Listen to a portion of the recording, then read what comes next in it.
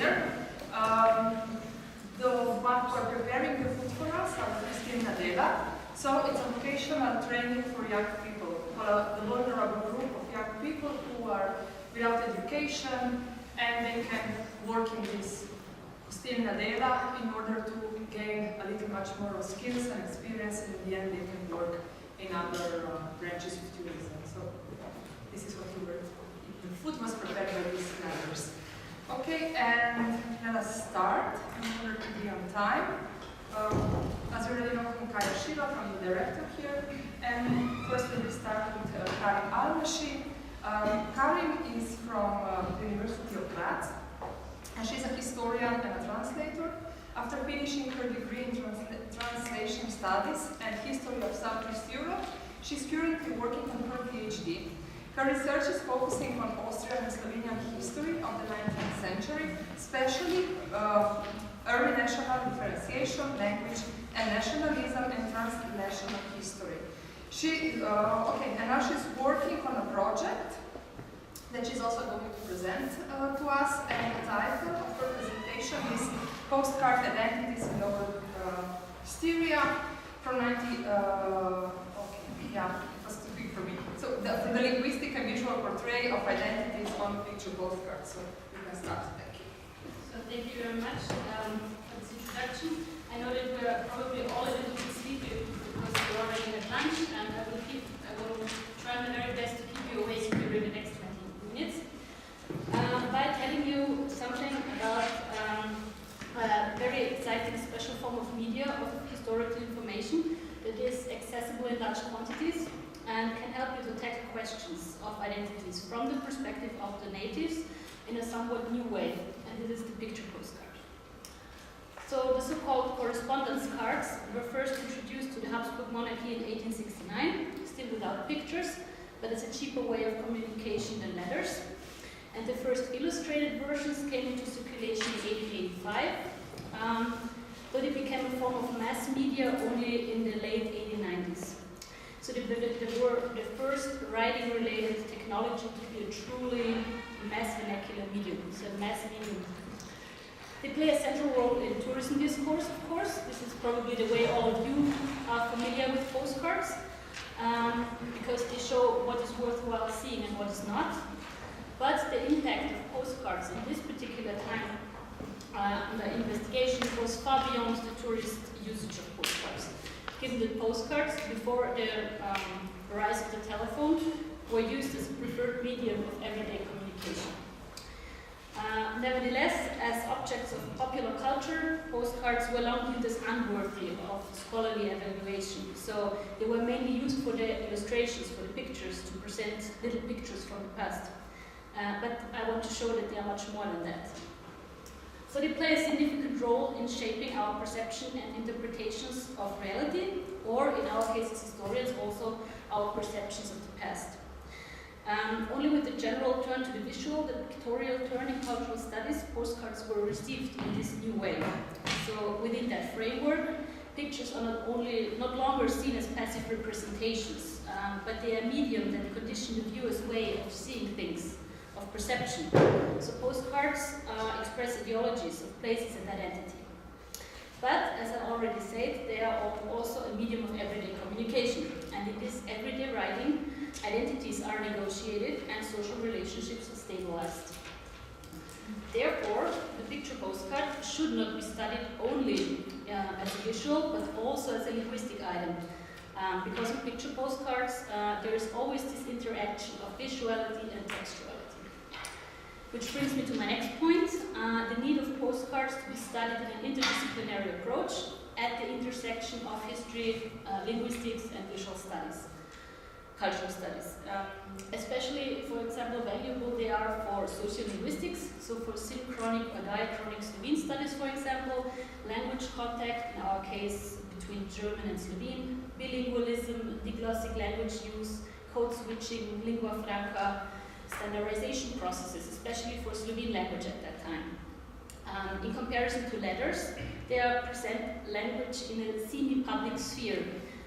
Therefore, they are part of the public eye. So they can tell us something about the language use in a certain region. And for historians,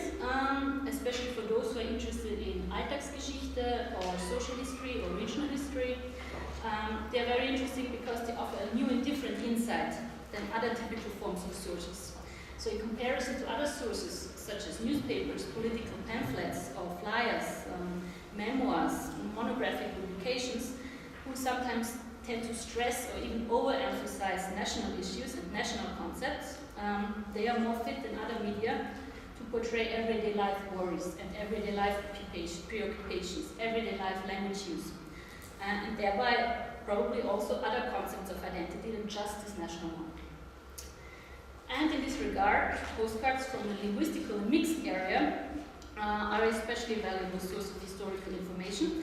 And this is why we do research on Lower Styria, so today's Starska, back then Untersteiermark, part of the historical region of Styria, which was where bilingualism was widespread, especially among Slovenes, and identities were chiefly determined not by one's nationality, but in terms of local and regional affiliations, until the situation shifted from the 1870s, 80s onwards. And what makes the medium of picture postcards such ideal for such a research is, for this topic of identification processes and national group identities, is the fact that the time when those new national group identities became so important, this was also the era of the golden era of the postcard. So when they really were a mass medium in the late 1890s. And this is, by the way, also what we do in Graz at the Department for Slavic Studies right now in a 3-year project. So for more information, you can check out our homepage. I won't go into details right now about all we are doing, since we just started in October. So obviously I cannot present final results here. But I want to dive in and show you some picture postcards and show you some preliminary observations or ideas and give you a small overview of what we are doing. But before I start, I still have to stress that what you are going to see, what I present today, is by no means representative of all the postcards that were in circulation at the time, because you have to imagine just a very small amount of all these postcards made their way back to an archive or to a private collection, and from those collections, we took only those who could help us to answer our research questions. So just a very small amount, by the way, of all the postcards back then into circulation were written in Slovene. The bulk of it were written in German. So keep that in mind. And now I'll do as I promised and dive right in and show you a lot of postcards. So typically what people are looking for first when it comes to identities on postcards, they are usually looking for signs of national affiliations. So typical visual insignias that can be allegoric figurines, flags, coat of arms, the blue cornflower, oak leaves, lime leaves, the eagle, etc., as you see here. One from the German side and one from the Slovene. Nevertheless, the use of these cards is also interesting because not all of those items were also used to reflect their own national group identity. So, for example, the first one I brought obviously did. It says "Endlich wieder in deutschen Landen." So this postcard will also use it to stress the national identity. But already the second example I brought didn't. So very interestingly enough, on this Slovene picture postcard, they saluted to Croatia, "Živela Hrvatska, živio Luis."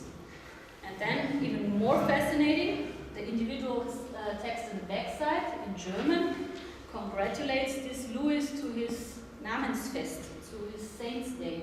So, so no nation here in the individual writing. So nation has most definitely has not been relevant in all situations, and such cards like the presented here were not always used also to stress national issues. National issues, or let's say a national claim to a certain territory, could be made also with the text and not so much with the pictures, which I want to illustrate with the next example here. We can see a very typical unpolitical topographic depiction of a small village called Šentilj, as today's Slovene-Austrian border. If you know a little bit about the colonization work of the German Association Südmark there, they tried to settle German farmers to establish a German bridge to the town of Maribor. I would argue that already the bilingual printed text here, Gruß aus St. Egidi, Pozdrav Šentilja, was a claim to this territory, not being ethnically only German, but to be linguistically mixed and ethnically mixed. And then moreover, also the individual handwriting is informing us that they are writing iz ogroženega ozemlja, so from the endangered Slovene territory. One next example we see here for the common phenomena of crossing off the printed topographic name. Like here, for example, something quite common on postcards from this area. So the one topographic name was crossed out, and the translation in the other language was given, which can be interpreted as a national claim to this identity, to this territory. Here, the sender obviously wanted to make clear that the village in question, Laško, Tüfer, was understood as German and not as Slovene. Especially frequent was this phenomena after 1918, for obvious reasons, when the stock postcards were still used, but the topographic names were erased, written off, or crossed off by their producers, as you can see here. So here we can see such examples where the German name is still readable below, but with a stamp the new Slovene name was printed over. The next example, again from Šentilj, can exemplify that we should not come to swift judgments by only looking at the illustrated elements of postcards. So the national claim here in the picture portraying the Südmarkhof is evident, so one could assume that the writer had national intentions for using such a postcard. Meanwhile, the individual handwriting of Gretel informs Ilse, the addressee, about something completely different. So if you read with me, Tante Angela schenkte mir diese Karte und ich schenke sie dir. In diesem Haus starben unsere Großeltern. Du sollst sie deswegen gut aufheben. So obviously Gretel informs Ilse that she should keep the card safe because in this house their grandparents died. So I cannot really answer the question why the grandparents died in the Südmarkhof. I really have no idea. But what is obvious for our topics of identifications is that here family relations were important and were to be expressed, not national claims. Sometimes postcards tell us a lot more about their senders and about their sense of identities and about their individual feelings of belonging. This example here illustrates that the sender was first and foremost, as you can see, žalosten. So he was sad because he was in Rimske Toplice and his sweetheart Milica was not with him, but in Ljubljana. So one can assume that this very private matter of identity and feeling of belonging was much more important at the time to the sender than some political or national affiliation. Sometimes, I hope you can read it, sometimes local and regional affiliations were much more important to the sender and then they made a note on the card for it. So here, for example, the sender tells us that Mislinja, this is in today's statistical region of Koroška, is a nice enough place, but the people are not that great as in Savinjska Dolina. They say, to je sicer lep, toda ljudje niso tako fajn kot v čarobni Savinjski dolini. There is no indication whatsoever that he had national reasons for disliking Mislinja. Maybe he had personal reasons, maybe some local animosities, I don't know for sure. But we cannot always assume national reasons for it. So meanwhile, with the last examples, I told you a lot about the individual identities expressed by the individual handwriting messages. I want to illustrate now for the city of Celje also how visual discourses can tell us something about collective identities and how one and the same city could be portrayed in different lights or different identifications were emphasized.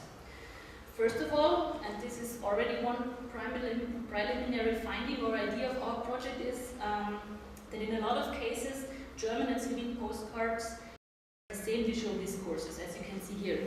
And then, only on the level of language, a certain motive was framed as German or was framed as Slovene. So this would be typical with topographic postcards.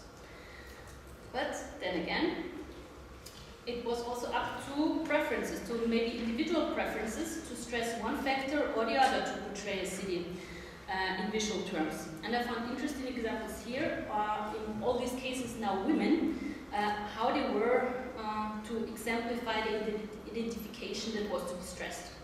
Everything here is from Celia. So as you can see here on the first one, obviously the Styrian regional identity was to be stressed.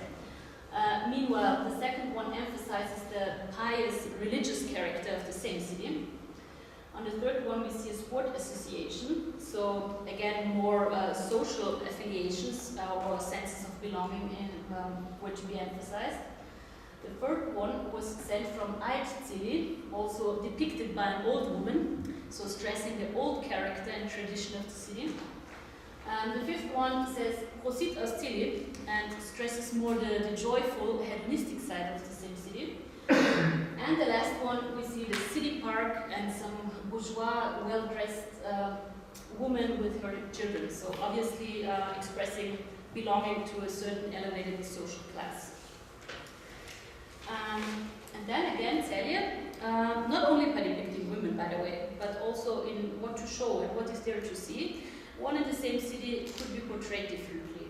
So, for example, here, or you can stress the military presence, or you can stress the school system, or you can stress that a famous poet once lived there. By the way, this is Seidel, who was also texting the Kaiserhymnen, who lived for quite some time in Celia. Or you can stress everyday life in the city, or again, you can stress the old character and the old tradition of the city. So now, with my last examples, I want to illustrate how postcards can also be of great interest from a sociolinguistic standpoint. This is so important for me to stress, I mean, maybe because also I'm very interested myself in language matters, but because identities can be encrypted in the language, and the handwritten messages of postcards, even if they were not written by famous people, or even if the content is just basic, everyday, ordinary, everyday stuff, can tell us about their identifications. So here, for example, a postcard was received by a member of the clergy, Hochwürden. So again, I ask you to read with me. Carissime, zum hohen Namensfeste, das Beste, der liebe Gott erhalte dich noch lange zum Wohlsein aller. Vino ne bo kupovao Istri, ampak na vidmu, in na Krškem, cena je 16 krajcev na liter, and it goes on. So what can we see here? First of all, something like this is very hard to find, but illustrates so great code switching in language use. So obviously the same person switched in between the messages, and it is so interesting which language he uses for which message. So first of all, he salutes in Latin. Then the official and more formal congratulations to the Saints' Day is in German. Meanwhile, the discussion when and where to buy which wine was then in Slovenian. So, and as well, the sophisticated handwriting and that he used Latin tells us that the sender was kind of used to write and that he was kind of educated. He was used to write in both languages as well. So I assume that he was a member of the clergy as well. Meanwhile, the sender of the next postcard, as you will see, came from a different social background. Oh, it's so bad. It's bad that you can't see it better, but I will read it to you. This last example illustrates us how much information we can just take from one singular postcard. So we can here learn a lot about the circumstances during the war, or about the education ordinary people received back then. So this postcard was sent to a certain Ursula Boschitz in Niederdörfel, Kärnten, from her husband, who was wounded in the war and was now getting better in the Karl-Reserve Spital Nummer 3, as you can all read there, probably in 1970. And it reads as follows. Yeah, it's too bad, I don't know whether you can see it, but it's great if you have a look. Ljuba moja žena, jaz te naznanim, da sem prišel v nedeljo v ta špital, pa te ni treba skrbeti, nisem zelo navaden bolan. And then it goes on. So what can we learn about this soldier, this Ferdinand Wozniak? who was there at home in Carinthia and was wounded, and then he's writing to his wife. So first and foremost, he obviously survived the war.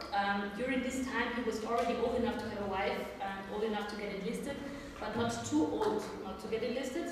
So if I had to guess, I would say maybe 35. He obviously went to schools for a very short amount of time and learned to write in some way, but never learned it properly, and obviously also never learned how to write Slovene, because he does not really, he writes completely phonetically, so as he hears it in his own home dialect, so he does not know where one word is ending and the next is beginning.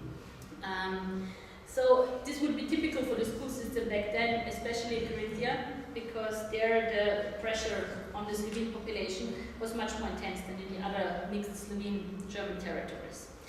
Judging by his varieties, as I said, he writes phonetically.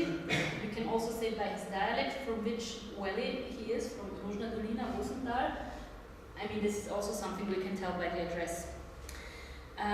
Moreover, and this is also very interesting information, I know that the collector bought this particular postcard at an annual flea market of the regional archive in Klagenfurt. That's why you see the stand here. The regional archive owned this postcard, but obviously nobody cared for it, or it didn't seem interestingly enough to keep it, and that's why they sold it on the flea market. Gladly, this collector begs to differ, and as you can imagine, so do I. So I hope that with those few examples, I have shown you some ways on how we can have a look at postcards differently, and how they can be studied, and how they can be used to study multiple identities on postcards. So thank you very much for your attention.